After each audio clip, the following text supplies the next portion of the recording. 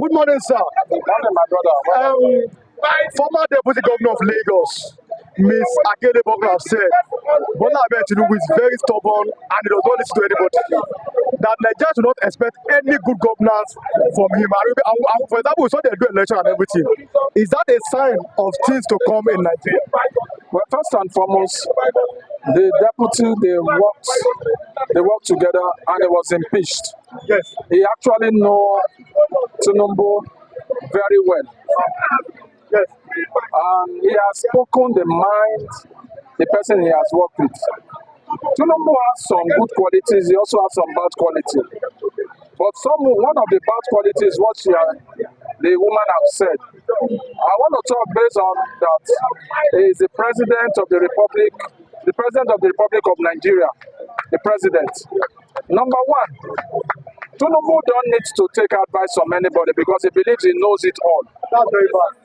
And his deputy, his former deputy governor, Mrs. Akele Governor, I've said it all. Look at the situation in Edo State. What happened in Edo State? Imagine INEC working for federal government and you call yourself Independent Electoral Commission.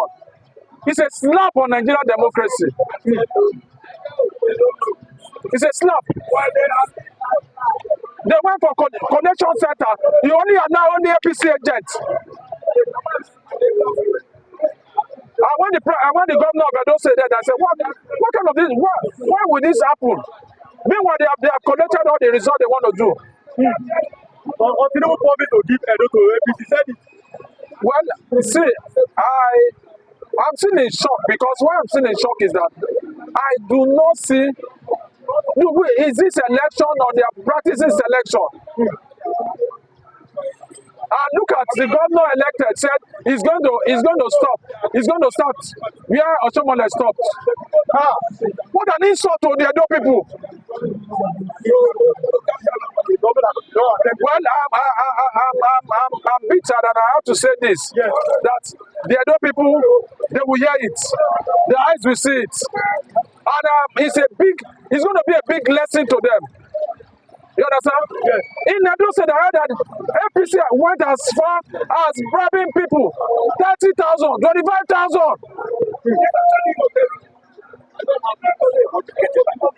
And after that, they saw that it wasn't working.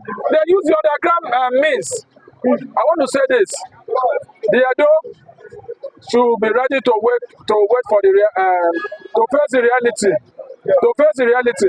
The court that PDP are going, the APC have already bought in the court. You understand? There's nothing they can do. There is no remedy they can do. The only thing I would just say is that may God help us, may God save our democracy. If we do the right thing, we'll get the right result. But we are not doing the right thing, we will not be getting the right result. Thank you, sir. Before I let you go, in just 1 minute. What should Nigerians expect from this administration? Now that a former deputy governor came out to say does not to anybody, Obasanjo said that he has no advice for Bola Ahmed Tinubu. Obasanjo said this yesterday. Then what is the fate of an average Nigerian under this administration? Well, the average Nigerian citizen in this administration is just to be looking. When the time comes, the people will voice out. Because when you protest, they say you are committing treason and felony. You understand? There is nothing you do under this government that suit them. So, but when the time comes, one thing I know is that nothing lasts forever. Nothing lasts forever. You understand? This position. Good morning, sir. Bola Ahmed Tinubu is a very stubborn person and does not listen to nobody. So Nigeria should not expect anything under this present government. Now, do you agree with that statement? I thank you for having me, Mr. Iluwa. Yes. Let me define who a Nigerian is. Yes. A Nigerian is born stubborn.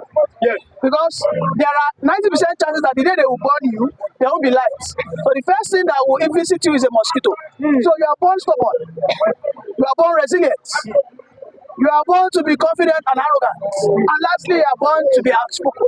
Yes. Now, Tinubu is a Nigerian. Yes. Now the question is, are we the people, are we acting like Nigerians? That's the question.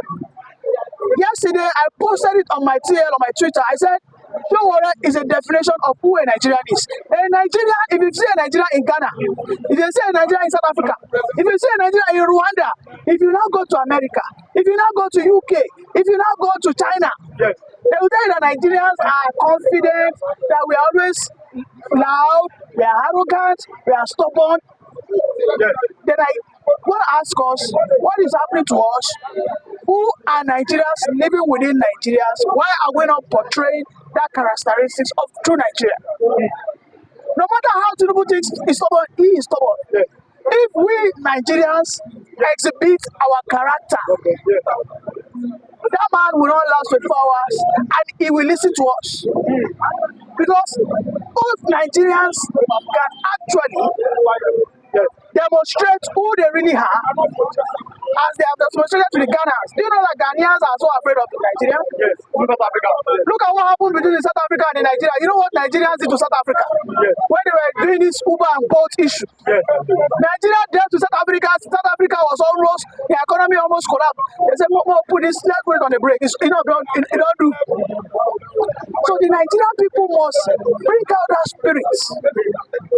They must support that man who is showing who a true Nigerian, which is Showore. This protest is not about Showore. Who? This protest is about we rescuing our country. It doesn't matter if you're an Igbo man. It doesn't matter if you're an Hausa man. It doesn't matter if you're a Yoruba man. Yes. One thing we all have in common is that all of us, we get coconut air. We like to make noise. Yes. If a Yoruba man enters the midst of Ugandans, you know that is the Yoruba man there. His voice will be the loudest. He will be the most jovial, the most active person amongst them. He will become hyperactive. Yes. So as Nigerian people, Tinubu is showing us that he's a Nigerian. Now we also must show to him that we are also stubborn. Now, if we are stubborn in our multitude, when we come out and we show that yes, we are true Nigerian, we don't agree. Our fathers under the military show the military that they are Nigerians. You don't know? Yes, now.